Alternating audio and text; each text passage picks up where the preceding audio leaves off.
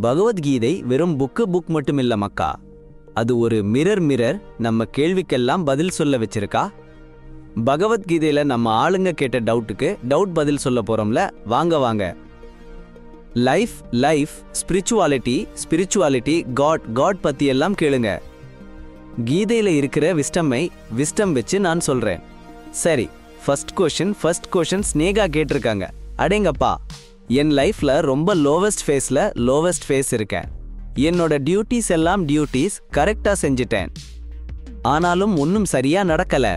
கீதையில டியூட்டி செய்யணும்னு சொல்லியிருக்காங்க.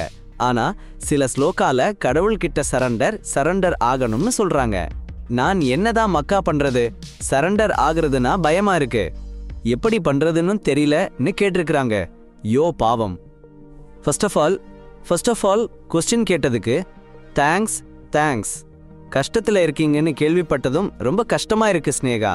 கிருஷ்ணா உங்களுக்கு நிறைய ஸ்ட்ரென்த் கொடுப்பாரு. வாங்க உங்க கொஸ்டினை எக்ஸ்ப்ளோர் பண்ணுவோம். உங்களுக்கு டியூட்டி செய்யறதுக்கும் சரண்டர் ஆகிறதுக்கும் கன்ஃபியூஷன் இருக்குன்னு தெரியுது. அடப்பாவமே, கடமையை செய், பலனை எதிர்பார்க்காம சரண்டர் ஆகிறதுங்களா? அட, இதுல தான் ஒரு ட்விஸ்டே இருக்குது மக்கா. நிறைய பேர் சரண்டர் ஆகுறதுனா வாழ்க்கையை விட்டு ஓடி போறதுன்னு நினைச்சுக்கிறாங்க. ஐயோ, அது தப்பு கணக்கு. உண்மையான சரண்டர்னா நீ வேலையை செய்யாம இருக்கிறது இல்ல.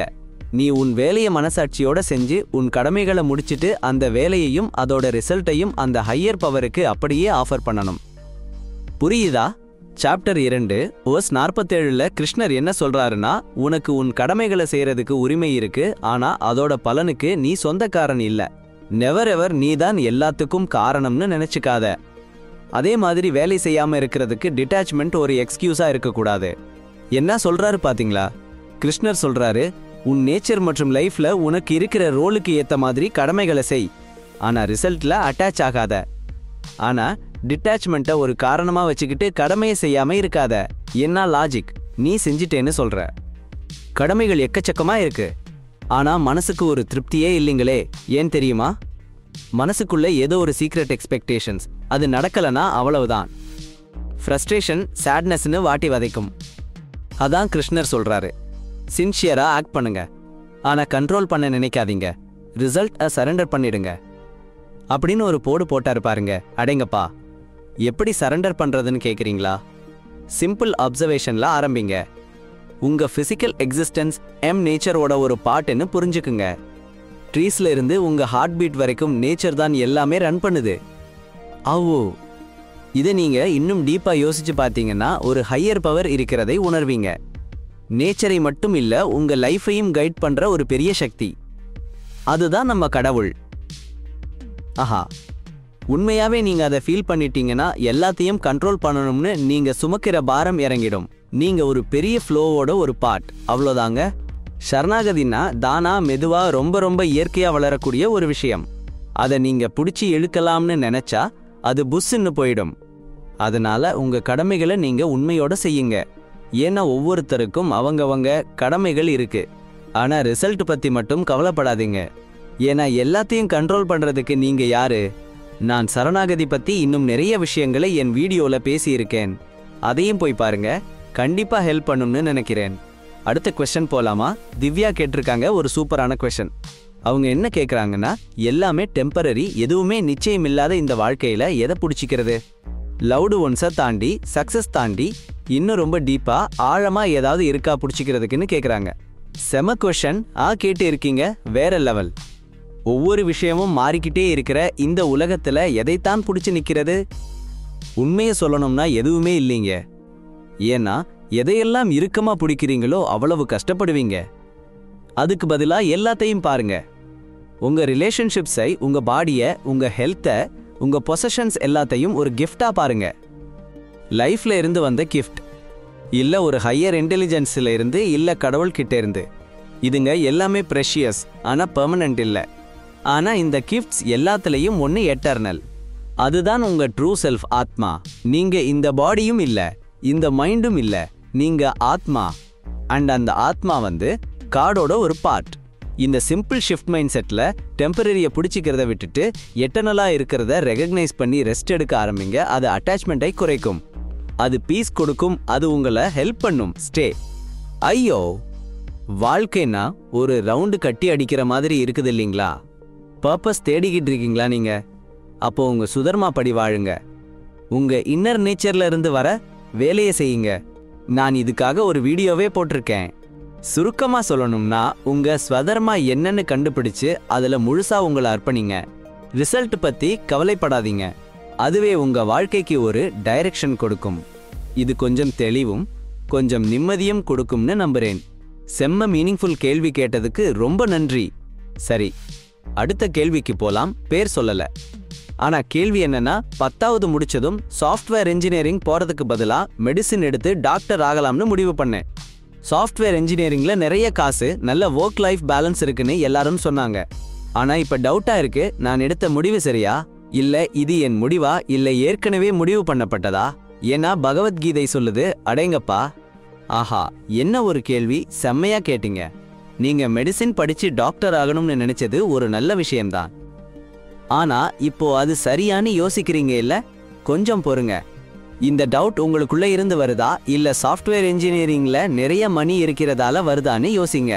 சில நேரம் நம்ம தப்பான பாத்ல இருக்கிறதால டவுட் வராது, அடுத்தவங்க பாத் கூட கம்பேர் பண்ண ஆரம்பிச்சிடுவோம். நிதானமா யோசிங்க. உண்மையாவே நீங்க டாக்டர் ஆகணும்னு ஆசைப்படுறீங்களா? மக்களுக்கு ஹெல்ப் பண்ணணும்னு தோணுதா? ஆமாண்ணா உங்க சாய்ஸ் நம்புங்க. இந்த பாத்துல டெடிகேஷனோட நடந்து போங்க. அவுட்கம் காட் கிட்ட விட்டுடுங்க. கீதால கிருஷ்ணா சொல்ற மாதிரி, we are not the real doers. Correct தான், நாம வெறும் இன்ஸ்ட்ருமெண்ட் தான். வாவ், அடேங்கப்பா. அப்ப நம்ம ஆன்மா இருக்கே, நம்ம ட்ரூ செல்ஃப், அது வெறும் சாட்சி தானா? ஆக்ஷனே எடுக்காதா அது?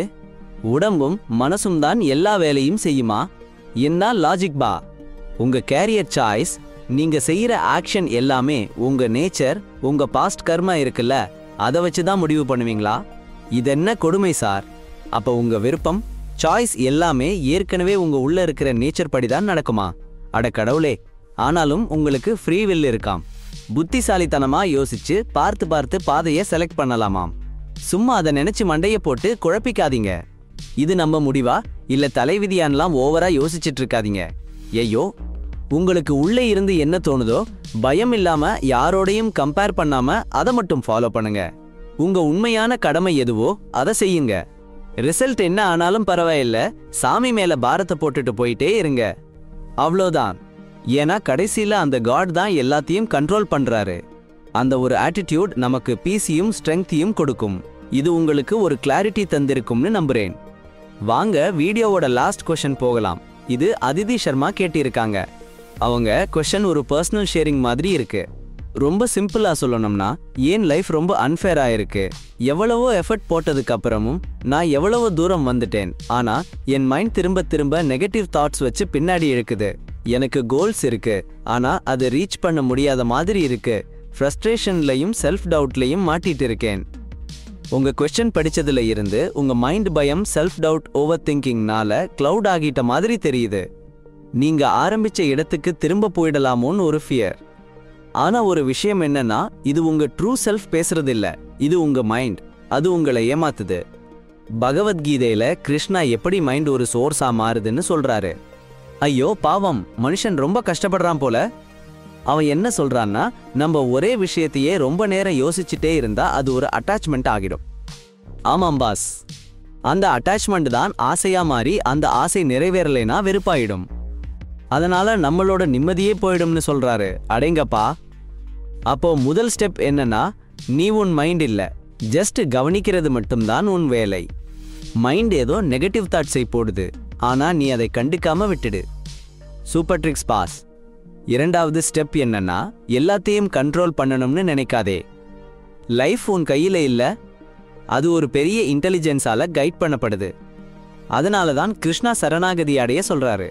பலவீனத்துல இல்ல பாஸ், நம்பிக்கையோட சரணாகதி அடையணும். எல்லாத்தையும் புடிச்சு வச்சுக்கணும்னு நினைக்காதே. ஏன்னா புடிச்சு வச்சுக்க ரொம்ப கஷ்டப்படுவே. சரணாகதினா விட்டு கொடுக்கிறது இல்ல, லைஃபை எதிர்த்து போராடாத. அவ்வளவுதான் மேட்டர். உனக்கு தேவையான ஆன்சர் கிடைச்சிருக்கும்னு நினைக்கிறேன். இந்த வீடியோவை இதோட முடிச்சுக்குவோம். செம்ம வீடியோ பாஸ்.